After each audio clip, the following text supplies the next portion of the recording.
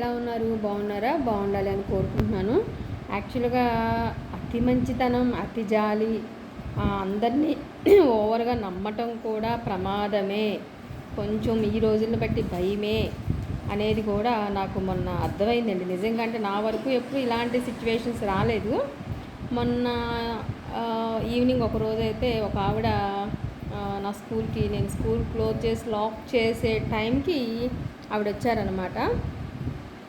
ఒక స్మాల్ ఏజే 30-35 బిలోనే ఉంటాయి. సో బుర్కా వేసుకుని వచ్చారు. సో వచ్చి మేడం ఇది స్కూలా, ఇక్కడ వర్క్ ఉందా, జాబ్ ఉందా అని చాలా తట్లు పడుతూ కంగారుగా హడావుడిగా అడుగుతుంది. సో ఏంటి అసలు ఇవిడ ఇలా కన్ఫ్యూజన్గా అడుగుతుంది, కంగారుగా ఉంది ఎందుకు అని, జాబ్ అయితే ఏం లేదమ్మా ఇక్కడ ఏం లేదు అని అన్నాను. ఓకే అయిపోయింది. నెక్స్ట్ అసలు ఎందుకు కంగారు పడుతుందో అర్థం కాలేదు అని డౌట్గా చూస్తున్నాను. అది ఆ అమ్మాయికి అర్థమయ్యి, నాకు తెలుగు రాదండి, మా భాష మాత్రమే నాకు వచ్చి ఉర్దూ, సో దానివల్ల అలా మాట్లాడుతున్నాను అంతే, వేరే ఏం కాదు అని అంది. ఓహో అవునా, ఓకే అమ్మా సరే అయితే అన్నాను. ఏం చదువుకున్నావు ఏంటి అని, జనరల్గా మనం అన్నిట్లో దూరిపోతాం కదా, కొంచెం ఏదన్నా ఎవరైనా ఇబ్బందుల్లో ఉన్నారంటే ఏం చేసి ఏం చదువుకున్నామ్మా ఏంటి అన్నాను. ఏదన్నా కొన్ని తెలిసిన వాళ్ళ చోట ఎక్కడైనా జాబ్ ఇప్పొచ్చు అనే కాన్సెప్ట్తో బీఈడీ చేశాను, నెక్స్ట్ డిఎస్సి కోచింగ్ వెళ్తున్నా ఏదో చెప్పేసేసింది. అసలు పొంతం లేకుండా ఏంటి అసలు ఈ అమ్మాయి ఏం చెప్తుందని అనుకున్నాను. అసలు సరే అని ఊరుకున్నాను. ఇంకా సరేమో ఒక 10 డేస్ పోయిన తర్వాత నాకు కనిపించు, ఈలోపు ఏదన్నా స్కూల్లో ఎక్కడైనా జాబ్ ఏదన్నా ఉంటే నేను నీకు ఇన్ఫామ్ చేస్తాను, చేసుకుందు పోని అని అన్నాను.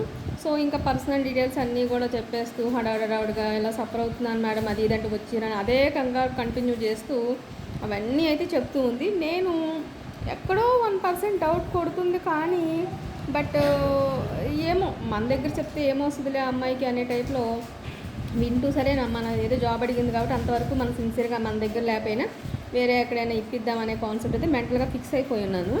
సో అయిపోయింది ఇంకా కాన్సెప్ట్. ఇంకా అమ్మాయి సరే మేడం వెళ్తాను మళ్ళీ వస్తాను 10 డేస్ తర్వాత అయితే, అది ఇది మాది ఇక్కడే ఈ సరౌండింగ్సే ఉంటాము అది ఇది అని ఏదో చెప్పింది, వెళ్ళిపోయింది. ఇంకా వెళ్ళేటప్పుడు కూడా వెనక్కి ముందుకు చూస్తేనే ఆ అమ్మాయి వెనక నేను కూడా లాక్ చేసి స్టార్ట్ అయ్యాను. ఆ అమ్మాయి ముందు వెళ్తుంది, నేను వెనకమాల వస్తున్నాను. సో అంతకుముందు ఆ అమ్మాయి సేమ్ సిచ్యువేషను సేమ్ లాగా నాతో చెప్పినట్టే, నన్ను అడిగినట్టే, నాతో మాట్లాడినట్టే మా స్కూల్ ఉన్న బజార్లో కూడా అందరినీ కూడా అలా అడుగుతూ వచ్చిందంట. సో అక్కడ జనరల్గా ఈవినింగ్ టైం అంటే లేడీస్ బయట కూర్చుంటారు కదా, సో అలా కూర్చున్న వాళ్ళు మేడం నా అమ్మాయి మీ దగ్గరికి వచ్చిందా ఏంటి, ఇట్లా అడిగిందా చేసిందా అని వాళ్ళైతే నన్ను అడిగారనమాట. సో అవును ఇట్లా వచ్చింది ఇలా అని చెప్పాను. లేదు మేడం అమ్మాయి డిఫరెంట్గా ఉంది, మెంటల్గా కొంచెం డిప్రెషన్ ఉన్న అమ్మాయి, అటు సైడ్ ఉంటుంది వాళ్ళు మాకు తెలుసు.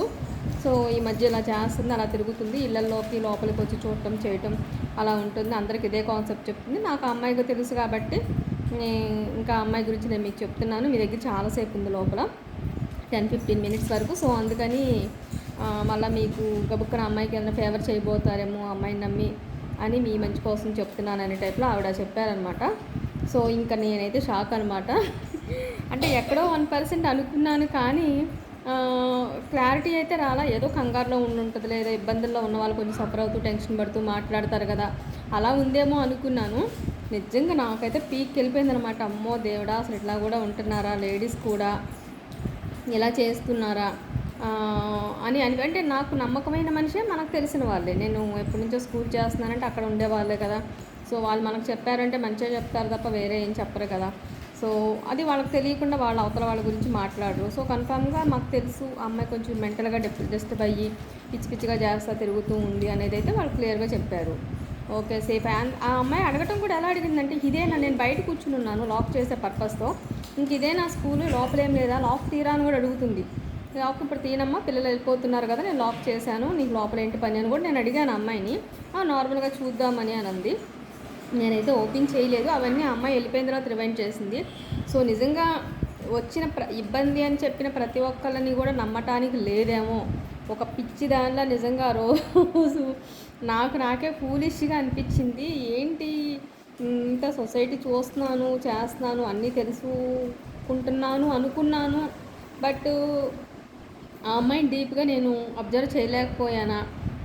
నిజంగానే ఇప్పుడు వాళ్ళు కనుక నాకు ఇన్ఫామ్ చేయకపోతే ఇప్పుడు ఆ అమ్మాయి కోసం కింద మీద పడిపోయి అందరికీ జాబుల కోసం ఎక్కడన్నా తెలిసిన అమ్మాయికి జాబ్ అనే టైప్లో కూడా అడుగుతూ ఉండేదాన్ని. నిజం చెప్పాలంటే వాళ్ళు చెప్పడం నాకు మంచిదయింది. సో ఇప్పుడు ఇదంతా ఎందుకు చెప్తున్నానంటే, మనుషుల్ని మిస్అండర్స్టాండ్ చేసుకోవడం ఎలాగో అలాగే అంత ఈజీగా వన్స్ ఒక్కసారితో నమ్మటం అనేది కూడా కరెక్ట్ కాదు. అది నాకు మొన్న అర్థమైంది. సో కొంచెం జాగ్రత్తగా ఉండాలి, నేనైనా కేర్ఫుల్గా ఉండాలి అని. సో అది మీతో అయితే నేను చేసిన మైనస్ తప్పో ఒప్పో నాకు తెలియదు. అది కూడా నేను మీతో షేర్ చేసుకుందామని అయితే వీడియో చేస్తున్నాను. Thank you.